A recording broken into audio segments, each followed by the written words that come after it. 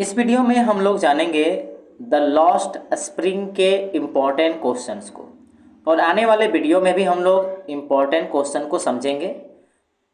तो आइए इस पहले वीडियो में हम लोग कुछ इम्पॉर्टेंट क्वेश्चन पर चर्चा करते हैं। तो फर्स्ट क्वेश्चन में है, what is Saheb looking for in the garbage dumps?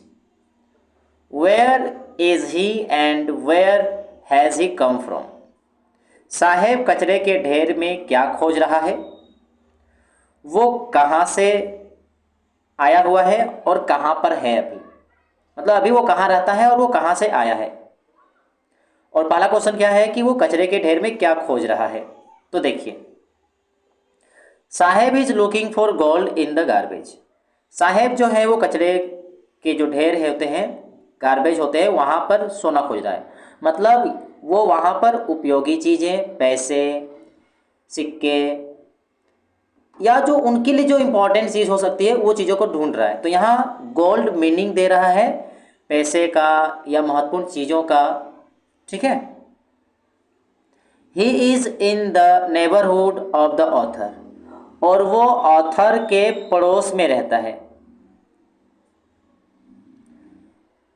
Saheb has come from Bangladesh. साहेब जो है वो बांग्लादेश से आया है। He came with his mother in 1971. वो अपनी माँ के साथ 1971 में आया है। His house was set amidst the green fields of Dhaka. इसका जो घर जो था वो ढाका में था और वो हरे मैदानी भागों के बीच में इसका घर हुआ करता था। A storm swept away their fields and homes. तूफान ने इसके खेतों को, इनके घरों को उड़ा ले गया, बहा दे गया। सो दे लेफ्ट द कंट्री, इसलिए वे अपने देश को छोड़ दिए, अपने जगह को छोड़ दिए। मतलब अब आते हैं दूसरे क्वेश्चन पे, what explanation does the author offer for the children not wearing footwear? बच्चों द्वारा जूते ना पहनने के पर ऑथर के द्वारा क्या स्पष्टीकरण दिया जा रहा है। मतलब लेखक क्या स्पष्ट करके बताना चाहते हैं कि बच्चे लोग जो जूते नहीं पहन रहे हैं।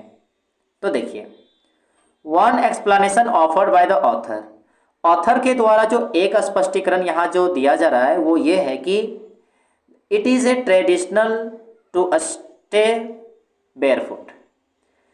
ये उनकी परंपरा रही है नंगे पांव रहने का, ये एक स्पष्टीकरण दिया जा रहा है। It is not lack of money, ये नहीं कि पैसे की कमी, बल्कि यहाँ स्पष्टीकरण दिया जा रहा है कि उसकी परंपरा है। मतलब पैसे नहीं है इसकी बात नहीं है, बल्कि ये उनकी परंपरा है नंगे पांव घूमने का। She wonders if this is only an excuse to explain away a perpetual state of poverty. तो यहाँ पर जो लेखिका जो है, चूँकि यहाँ ऑथर एक महिला है, तो कह सकते हैं कि यहाँ पर जो लेखिका के द्वारा इस बात पर पता चल रहा है कि उनका कहना है कि एक उन लोग बहाना बना रहा है, एक्सक्यूज़ कर रहा है इस बताने में कि उन लोग जो सदा जो गरीबी में रह रहा है, उस गरीबी को नहीं बताने के लिए, जो सदा उन बच्चे लोग जो गरीबी में है उस चीज़ को नहीं बताने के लिए उन लोग एक बहाना बना रहा है कि नहीं, ये उन लोग की परंपरा है कि नंगे पाँव घूमते हैं। पर रियलिटी क्या है कि उन लोग के पैसे नहीं है, इस वजह से नंगे पाँव घूमते हैं। नेक्स्ट क्वेश्चन में आते हैं। तो देखिए, is Saheb happy working at the T stall? Explain. क्या साहेब जो है चाय के दुकान पे काम कर रहा है तो क्या वो खुश है? साहेब चाय के दुकान में काम करके क्या वो खुश है? एक्सप्लेन कीजिए, वर्णन कीजिए। तो देखिए, no, Saheb is not happy working at the T stall. Saheb जो है चाय की दुकान पे काम करके खुश नहीं है, मतलब काम तो कर रहा है परंतु खुश नहीं है। He is no longer his own master, क्योंकि अब वो खुद का मालिक नहीं रहा, क्योंकि अब वो खुद का मालिक नहीं रहा है। His face has lost the care free look, उसके चेहरे पर वो जो मस्त जो लुक जो था, वो मस्त जो रहता था, वो चीज़ अब खो चुका है। The steel canister seems heavier than the plastic bag, वो पहले अपने प्लास्टिक बैग से घूमता था, तो प्लास्टिक बैग की तुलना में अब वो चाय के दुकान में जो स्टील का जो कैनिस्टर रखता है वो चीज़ें उसको भारी लग रहा है। स्टील का जो कैनिस्टर है उसको प्लास्टिक बैग के तुलना में भारी लग रहा है। He would carry so lightly over his shoulder, और वो प्लास्टिक का बैग जो पहले वो रखता था वो अपने कंधे पर बहुत ही आसानी से लेके ढोता था। द बैग वॉज हिज, और वो जो बैग जो हुआ करता था ये उसका हुआ करता था। The canister belongs to the man who owns the tea shop, किंतु ये जो कैनिस्टर है ना वो अब उस आदमी से संबंधित है जो चाय के दुकान का मालिक है।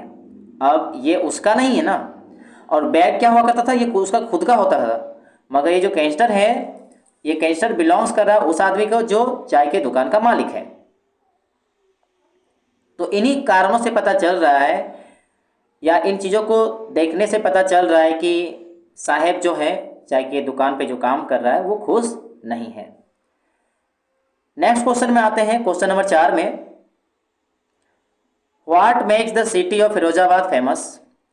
फिरोजाबाद जो है जो शहर वो किस कारण से प्रसिद्ध है, ये है क्वेश्चन। फिरोजाबाद जो है जो शहर किसके लिए प्रसिद्ध है या किस कारण प्रसिद्ध है, तो आइए इसका जवाब जानते हैं। The city of Firozabad is famous for its bangle. Firozabad का जो शहर है उनकी चूड़ियों के लिए प्रसिद्ध है। Every other family in Firozabad is engaged in working bangles. Firozabad के जितने भी परिवार हैं वहाँ पर सभी कोई चूड़ी बनाने के कामों में जुड़ा हुआ है। It is the centre of India's glass blowing industry. ये भारत का चूड़ी बनाने के जो उद्योग का ये केंद्र है। मतलब यहाँ पर जो शीशा गलाया जाता है और शीशा गला के उसे चूड़ियाँ बनाने का काम होता है, तो ये चीज़ भारत का ये केंद्र है। Families have spent generations working around furnaces. यहाँ के परिवारों की जो पीढ़ियाँ जो हैं वो भट्टी के पास रहे हैं, भट्टी के पास हमेशा काम करते रहे हैं, और मतलब भट्टी के पास हमेशा रहते हैं। वेल्डिंग ग्लासेस, शीशों को यानी चूड़ियों को जोड़ते हैं, शीशा को जोड़ते हैं। Making bangles for the women in the land, और लैंड के महिलाओं के लिए, देश के महिलाओं के लिए चूड़ियाँ बनाते हैं।